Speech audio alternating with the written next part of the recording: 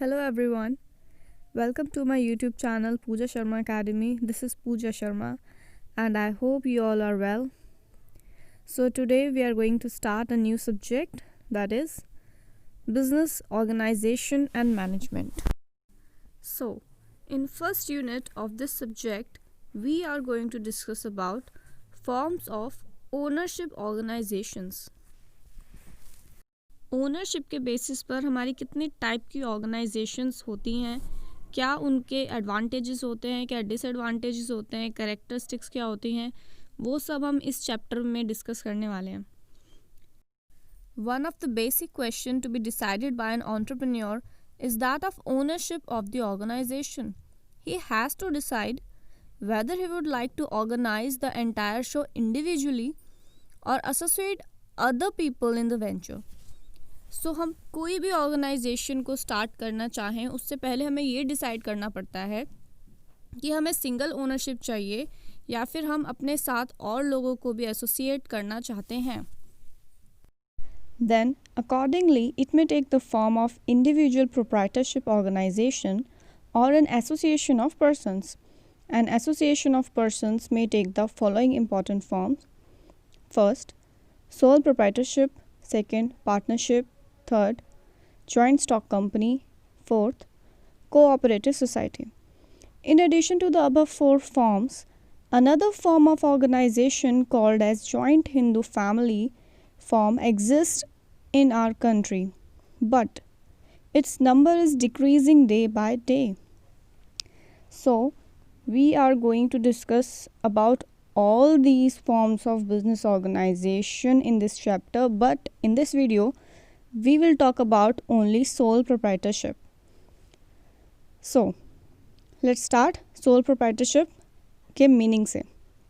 A sole individual single proprietorship business is a form of organization in which an individual produces independently with his own capital or sometimes borrowed from relatives or friends, skills and intelligence, and is entitled to receive all the profits and assumes all the risk of ownership. He may run the business all alone or with the help of his family members and some employees. Sole proprietorship business में single individual होगा, सारा profit उसका होगा, सारा loss उसके sir पे होगा, सारी कैपिटल वही लगाएगा, चाहे वो खुद से लगाए चाहे वो बोरो करके लगाए किसी से, लेकिन सारा का सारा पैसा उसी की तरफ से लगेगा. कोई और पार्टनर सोल प्रोप्राइटरशिप बिजनेस में नहीं होगा. Historically, this form of organization is the oldest form of business ownership. It is also the simplest and most natural form. The proprietor carries on the business exclusively by and for himself. सारा business sole proprietor का खुद का ही होता है, पूरा दिमाग वही लगाता है, सारे प्रॉफिट्स भी उसी के होते हैं, सारे लॉसेस भी उसी के होते हैं. He may engage in any business of his choice without any legal formalities. ज़्यादा लीगल फॉर्मेलिटीज़ हम सबको पता है सोल प्रोप्राइटरशिप बिजनेस में नहीं होती.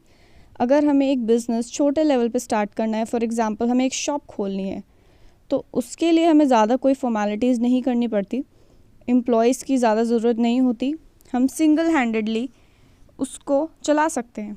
लेकिन अगर हमें एक लार्ज स्केल पर कोई बिज़नेस स्टार्ट करना है तो वो हम अकेले नहीं कर सकते. We need employees, we need partners, large capital and many more things which cannot be possible by a sole proprietor. In the next slide, there are characteristics or the features of the sole proprietorship business. First one is one man or single ownership, हमने discuss कर लिया. Second, proprietor and the firm identical. Sole proprietorship business में business और जो individual होता है दोनों एक ही माना जाता है. लेकिन अगर हम बात करें किसी कंपनी की, तो उस कंपनी के मेंबर्स और वो कंपनी दोनों की सेपरेट लीगल एंटिटी होती है. लेकिन सोल प्रोप्राइटरशिप बिजनेस में ऐसा नहीं होता. बिजनेस और individual both are identical things.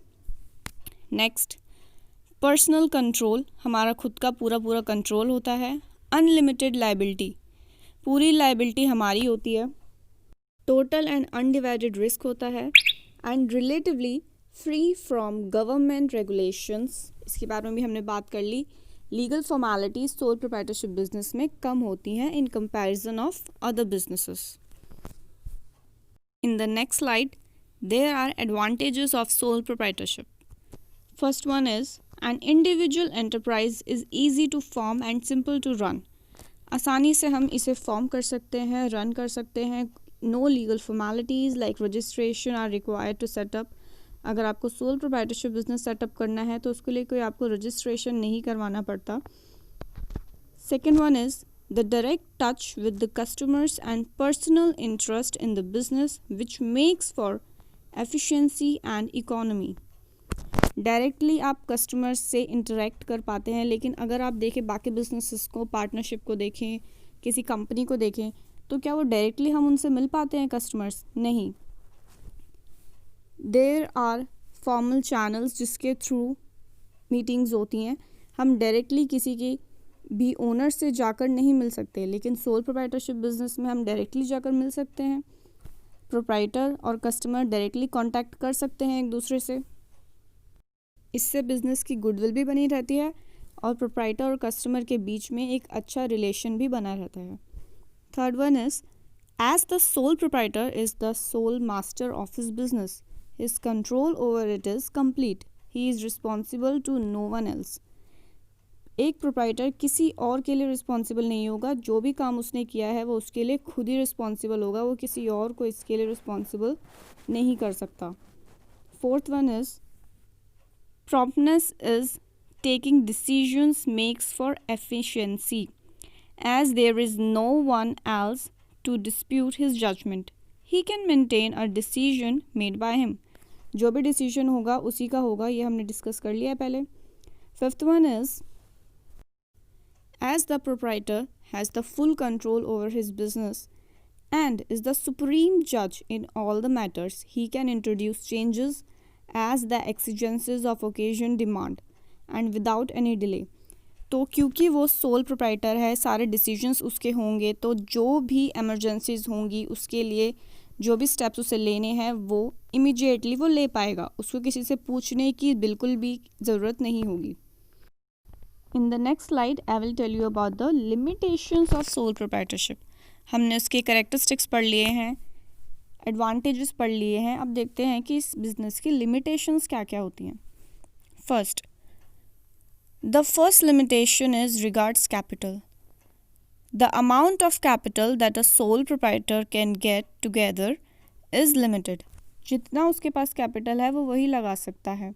अगर हम बात करें किसी कंपनी की, तो कंपनी में तो लाखों लोगों की कैपिटल लगी होती है। कंपनी जब चाहे कैपिटल रेज कर सकती है पब्लिक इशू लाकर और एनी अदर मोड, लेकिन एक सोल प्रोप्राइटर तो कहीं से कैपिटल रेज नहीं कर सकता ना, वो अपनी कैपिटल लगाएगा या फिर किसी से बोरो करेगा, लेकिन बोरो भी कितनी कर सकता है। तो इसलिए कैपिटल रिस्ट्रिक्टेड होती है, लिमिटेड कैपिटल होती है। Second, an individual however capable can not be expected to possess knowledge in all branches of a business and is bound to fritter or wave away his emergencies in doing things which could be left to other in a partnership or a company.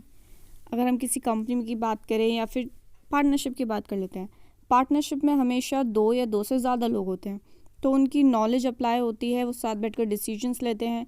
लेकिन अगर हम बात करें soul proprietorship business की, तो single mind use होता है, सारे डिसीजंस उसी के होते हैं, उसके डिसीजन की वजह से लॉस भी हो सकता है, प्रॉफिट भी हो सकता है। Everything depends upon his knowledge, सिर्फ उसी की पूरी नॉलेज यूज़ होती है सोल प्रोप्राइटरशिप बिजनेस में। Third one is unlimited liability. Soul proprietorship business में अनलिमिटेड लायबिलिटी होती है। इसका मतलब ये होता है कि अगर कोई डेट्स होते हैं उसको रीपे करने के लिए not only his business assets, उसकी पर्सनल एसेट्स भी यूटिलाइज की जाएंगी अगर कोई डेट है उसको रीपे करने के लिए। Fourth one is continuity of business is difficult to maintain, बहुत डिफ़िकल्ट होता है कॉन्टीन्यूटी मेंटेन करना। अगर सोल प्रोप्राइटर है, वो बीमार है या फिर किसी वजह से उसकी डेथ हो जाती है या फिर कोई और इमरजेंसी हो जाती है, तो बिज़नेस को कंटिन्यू करना बहुत डिफ़िकल्ट हो जाता है, क्योंकि कोई और पार्टनर नहीं है जो उसके बिहाफ पर बिज़नेस को चला पाए। सो हमने सोल प्रोप्राइटर के फीचर्स देखे, एडवांटेजेस देखे, लिमिटेशंस देखी। लेकिन इस चैप्टर में बस यही नहीं है। We have to read all other topics, for example partnership, joint venture, cooperative society.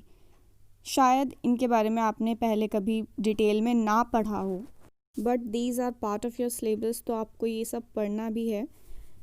This is a scoring subject, but it doesn't mean कि आप आसानी से इसको क्लियर कर सकते हैं, क्योंकि कभी कभी ऐसा होता है कि जो स्कोरिंग सब्जेक्ट होता है हमें इजी लगता है और हम उसे सोचते हैं कि हम उसे कल पढ़ लेंगे, परसों पढ़ लेंगे, इजी है, लेकिन उसी में से सबसे ज़्यादा ट्रिकी क्वेश्चंस बनते हैं और एग्ज़ाम टाइम पर हमें समझ नहीं आता कि हम इसको आंसर कैसे करें।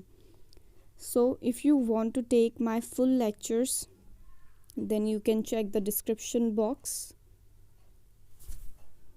because it is not possible to upload 40 to 50 lectures on YouTube and upload test series and all other things which are important for exams. So if you are interested in taking my lectures, so you can check the description box and accordingly contact to me. Thank you very much for watching this video, and if you like this video, so like it and subscribe my YouTube channel and share with your friends as much as you can, and also take the benefit of January Bonanza offer. Thank you so much.